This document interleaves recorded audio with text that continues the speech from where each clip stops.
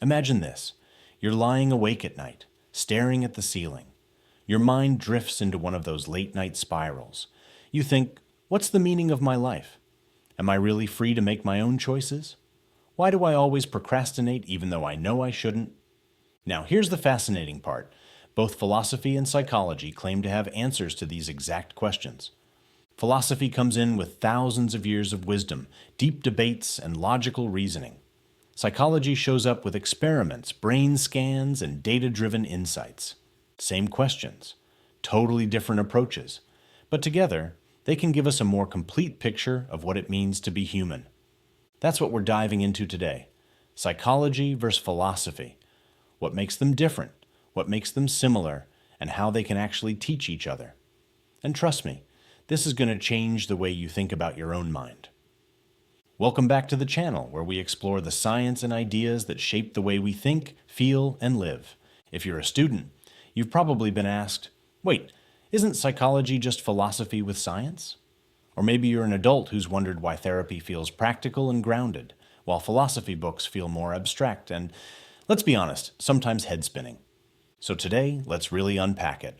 We'll explore the similarities between philosophy and psychology, the big differences that set them apart, some fascinating real-life examples like the debate on free will, and finally, what each discipline can actually teach the other. Stick around until the end, because I'll also show you how understanding the relationship between these two fields can help you make better decisions in your everyday life, whether it's choosing a career, handling relationships, or even deciding how to spend your time. The shared DNA, where psychology meets philosophy. Let's start with the family resemblance. Philosophy and psychology might seem different today, but originally they were one and the same. In fact, the word psychology literally means the study of the soul in Greek. Psyche, for soul or mind, and logos for study. For centuries, psychology was considered a branch of philosophy. Think of Aristotle. In his work De Anima, on the soul, he explored memory, perception, and emotions, topics we'd now put squarely in psychology. Descartes later asked, how do the mind and body interact? Another question psychologists still investigate. Here's a modern everyday example. You're scrolling through TikTok and you see a video about happiness. A philosopher might ask, what exactly is happiness? Is it pleasure, virtue, or something else entirely? A psychologist might instead ask, what activities increase happiness levels in measurable ways? But notice, both are still tackling the same core human concern. Both psychology and philosophy are obsessed with big questions about the human mind and behavior, consciousness, morality, decision-making, identity, and what it means to live well. They just have different toolkits. The big split. Methods and goals. Here's where things get interesting. The split. Philosophy is the realm of abstract reasoning. Philosophers are like architects of ideas. They don't usually run experiments. Instead, they use logic, debate, and thought experiments to clarify concepts. Take the classic thought experiment. The trolley problem. You're at the controls of a runaway trolley. If you do nothing, it will hit 5 people. If you pull a lever, it will switch tracks and kill 1 person instead. What do? Philosophers use this scenario to test moral principles. Is it better to save more lives, or is it always wrong to actively cause harm? Now compare that to psychology. Psychologists are like engineers. They want to see how the structure actually works in real life. So instead of debating the trolley problem, they might put people in simulated experiments and measure their choices. They might track heart rates, brain activity, or stress levels to understand why people make certain decisions. So the goal of philosophy is understanding and coherence. The goal of psychology is prediction, explanation, and sometimes even control of behavior.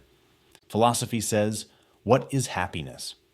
Psychology says, here's how gratitude journaling increases happiness scores in studies. They're looking at the same mountain, but from different vantage points, one from above, one from within.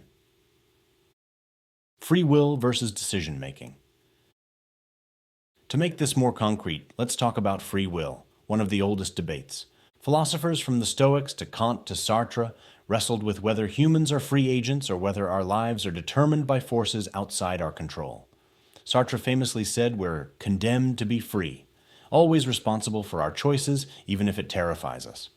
But then psychology and neuroscience entered the chat.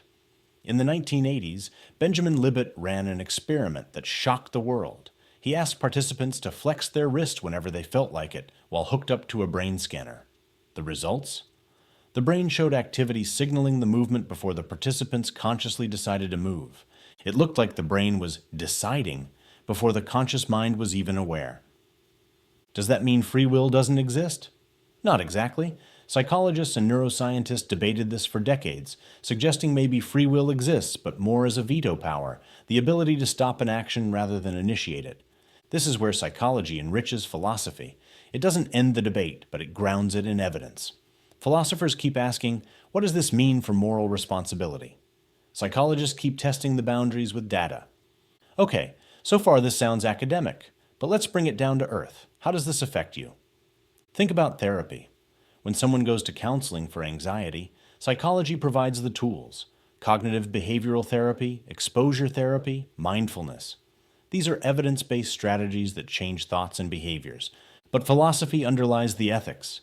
Should therapists impose their own view of what a good life looks like, or should they help clients define it for themselves? That's a philosophical debate about autonomy and morality, or consider politics and law. Psychologists study how biases affect juries, how people conform to authority, or why crowds act irrationally. But philosophers debate justice itself. What is fairness? What rights should people have? What's the purpose of punishment? Even technology is a battleground. Psychologists investigate how Instagram impacts self-esteem or how algorithms influence behavior. Philosophers ask, is it ethical for companies to design apps that hijack human attention? In other words, philosophy asks the why and the should.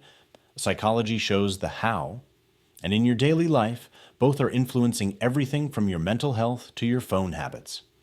So what can psychology learn from its older sibling, philosophy? First, conceptual clarity. Before you can measure something, you have to know what you're measuring. For example, what exactly is intelligence? Is it problem-solving ability, emotional insight, creativity? Philosophers help refine the concepts so psychologists don't end up measuring apples and calling them oranges. Second, ethical grounding. Psychology has had its share of controversial moments. The Milgram obedience experiment, where people thought they were electrocuting others, or the Stanford prison experiment, where participants were traumatized. These studies were valuable scientifically, but raised huge ethical red flags. Philosophy provides the ethical guardrails. It forces psychology to ask, just because we can run an experiment, does that mean we should? Without philosophy, psychology risks becoming a toolbox without a compass. And it goes both ways. Philosophy benefits from psychology, too. Philosophy is brilliant at raising questions, but sometimes it makes assumptions about human nature that just don't hold up. That's where psychology steps in. Take morality. For centuries, philosophers assumed people make moral decisions through reason, but psychological research, like Jonathan Haidt's studies, shows most moral decisions are driven by gut feelings and emotions first. Reason often comes later, to justify what we already feel. Or take happiness. Philosophers debated whether happiness comes from virtue, pleasure, or detachment. Psychology tested it. Positive psychology research shows practices like gratitude, kindness, and flow states actually increase well-being. In short, psychology helps philosophy stay connected to reality. It takes the lofty ideas and tests them against how humans actually think and behave. So what's the bottom line? Philosophy and psychology aren't enemies, they're partners. Philosophy gives us the big questions, the ethical compass, and the conceptual clarity. Psychology gives us the experiments, the data, and the practical applications. If you lean philosophical, you love exploring meaning, morality, and existence. If you lean psychological, you love understanding behavior, habits, and the brain. But the real magic happens when you use both. When you ask big philosophical questions, then ground them in psychological evidence. And you don't need to be an academic to do this. Next time you're making a decision, try both approaches. Philosophical. What's the right thing to do? What's meaningful here? Psychological. What does research say about human behavior in situations like this? Combining them can make you a wiser, more balanced thinker. So, I'll leave you with this question. Do you see yourself more as a philosopher or a psychologist? Drop your answer in the comments. I'd love to hear your perspective. And if you found this breakdown helpful, make sure to hit that like button, Subscribe if you haven't already, and share this video with someone who loves asking big questions. Because at the end of the day, both philosophy and psychology remind us of one thing. To understand the world, we first have to understand ourselves.